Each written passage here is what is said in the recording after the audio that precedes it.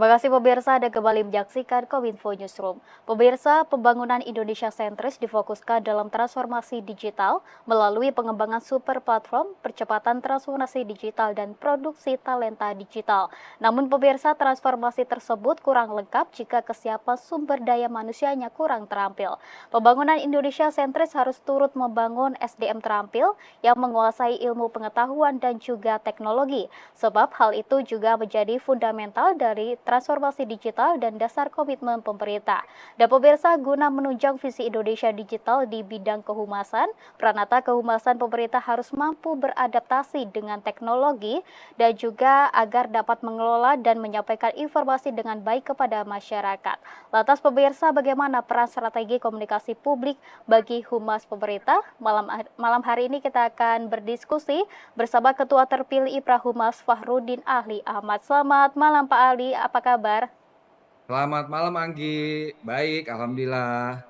Alhamdulillah baik. Ya Pak Ali, sebelum membahas lebih jauh terkait peran dan juga strategi komunikasi publik bagi kehumasan pemerintah, bisa dijelaskan secara singkat saja Pak Ali, peran humas pemerintah dalam menyampaikan edukasi maupun literasi kepada masyarakat itu seperti apa? Oke, terima kasih pertanyaan bagus nih Anggi. Jadi memang itu kan kita baru saja menggelar yang namanya Konvensi Nasional Pranata Humas Indonesia dan kemudian dilanjutkan dengan Kongres Iprahumas. Temanya memang adalah konsolidasi humas pemerintah untuk menuju pembangunan Indonesia sentris. Dalam arti konteksnya adalah bagaimana Pranata Humas Indonesia itu sebagai perwakilan pemerintah di dalam melakukan pelayanan informasi dan kehumasan itu bisa menjadi garda terdepan, menyampaikan konsep pembangunan Indonesia sentris yang memang mencoba untuk menawarkan pembangunan yang berkeadilan serta merata dan dirasakan oleh seluruh rakyat Indonesia. Tentunya dibutuhkan peran-peran strategis dari Pranata Humas untuk bisa mensukseskan pesan-pesan komunikasi seperti ini, narasi-narasi pembangunan Indonesia sentris melalui kanal-kanal yang memang sudah tersedia dan bahkan mungkin kita siapkan. Nah, tentunya kanal-kanal ini sebagaimana arahan saat itu oleh Wakil Menteri Kominfo bahwa juga harus dilakukan menggunakan teknologi informasi digital. Salah satunya yang kanal-kanal kekinian. Begitu, Anggi.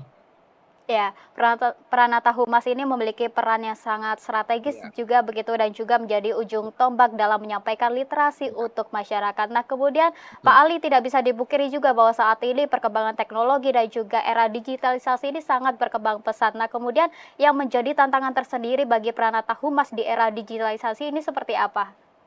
Oke, UMAS itu banyak sekali tantangannya yang jelas. Pertama adalah kita seringkali masih dianggap melakukan pekerjaan-pekerjaan teknikal gitulah ya, seperti misalnya melakukan peliputan, melakukan pekerjaan penulisan berita, lalu kemudian bahkan ada yang mengatakan juga melakukan pekerjaan-pekerjaan ke protokol. Itu tidak salah memang, tapi sebenarnya saat ini justru peran-peran pekerjaan yang strategis yang itu memang harus lebih banyak dilakukan oleh Pranata Humas.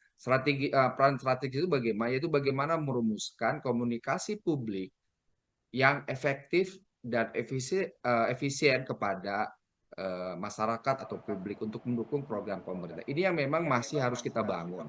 Itu yang pertama, bagaimana humas atau Pranata Humas itu jangan terjebak hanya melakukan pekerjaan-pekerjaan teknikal tadi, tapi sudah mulai mengarah kepada pekerjaan-pekerjaan yang lebih strategis. Terutama misalnya melakukan pekerjaan berdasarkan satu strategi komunikasi tertentu, terkait juga dengan kebutuhan. Nah, yang kedua yang menjadi tantangan juga adalah bagaimana kita dibanjiri dengan perubahan teknologi, informasi, digitalisasi, dan bagaimana kemudian Prata Humas itu bisa memanfaatkan era tersebut menjadi satu keuntungan atau manfaat untuk meningkatkan nilai tambah output dari Prata Humas. Seperti misalnya bagaimana sekarang kita bisa memanfaatkan AI, big data untuk mendukung program-program komunikasi yang dilakukan. Salah satunya misalnya bagaimana dalam menyusun satu strategi komunikasi kita harus berbasis data.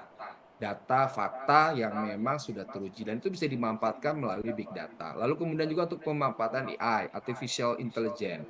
Tentunya kita juga harus menggunakan beragam aplikasi, beragam perangkat AI yang memang bermanfaat. Salah satu yang mungkin Anggi juga tahu seperti ChatGPT atau juga beberapa pekerjaan-pekerjaan desain menggunakan Canva ataupun beberapa pekerjaan-pekerjaan aplikasi editing video, Filmora, CapCut itu sudah mulai familiar dan banyak menyediakan fitur-fitur AI yang banyak yang bisa digunakan oleh Pranata Humas. Nah, cuma memang kita masih harus mengeksplor dan membangkitkan hasrat dan kemudian kebutuhan dari para Pranata Humas ini untuk menjadikan teknologi dan digitalisasi sebagai satu kebutuhan utama, bukan lagi hanya sekedar kebutuhan-kebutuhan yang yang tidak penting atau belum diberdayakan atau belum dioptimalkan penggunaannya. Begitu. Ya, pekerjaan teknikal dan juga perkembangan teknologi begitu ya Pak Ali menjadi tantangan Betul. tersendiri bagi Pranata Humas di era digitalisasi seperti saat ini. Nah, kemudian Betul. Pak Ali, mengapa Pranata Humas ini perlu memiliki kemampuan manajemen krisis dalam mengelola ragam informasi kebijakan dan juga program dari pemerintah? Ya, krisis itu kan sebenarnya kita perlu ketahui dulu ya. Kenapa organisasi itu mengalami krisis? Karena memang krisis itu adalah kondisi terhambatnya satu alur informasi dan data dari kita penyedia instansi atau pemerintah kepada publik dan media. Sehingga kemudian karena ada satu keterhambatan, maka informasi yang muncul di publik itu informasi yang relatif tidak mendukung roda kinerja dan roda organisasi. Bahkan bisa dibilang malah menjadi percakapan ataupun opini yang negatif dan bahkan cenderung menjadi beberapa bahkan menjadi hoax seperti itu. Nah, tentunya ini harus dilakukan proses strategi komunikasi krisis, yaitu perlu dilakukan satu komunikasi yang terencana, sistematis, dan tentunya juga harus berbasis data yang akurat, itu untuk dilakukan dari organisasi atau kita sebagai pemerintah kepada masyarakat atau publik dan juga kepada media sebagai penyampai pesan yang lebih banyak diterima. Nah, tentunya ini jadi bisa dapat disimpulkan bahwa memang komunikasi krisis ini harus dibuat menjadi satu proses yang sistemik dan tidak bisa menjadi satu kegiatannya sifatnya hanya sekedar pengalaman atau tidak berbasis data dan perencanaan yang tepat.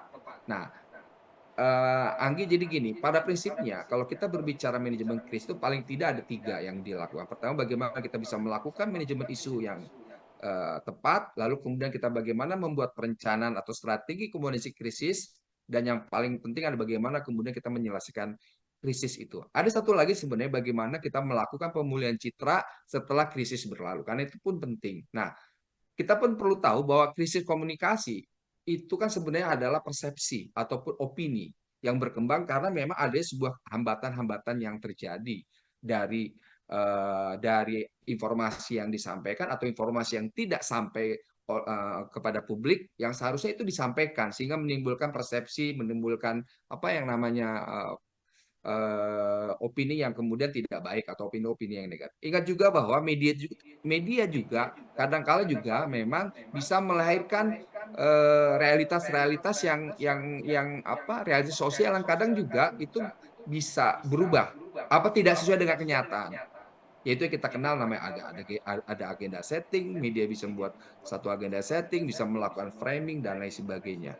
Nah, tentunya maka humas atau perata humas itu harus melakukan proses perencanaan komunikasi krisis yang baik dan terencana. Nah, prinsipnya seperti itu, Anggi. Baik, terakhir Pak Ali ini kan sebagai ketua terpilih Iprahumas Ya, begitu. Nah, strategi komunikasi publik seperti apa yang nantinya akan dibangun dan juga dibentuk dari kehumasan pemerintah ini? oke.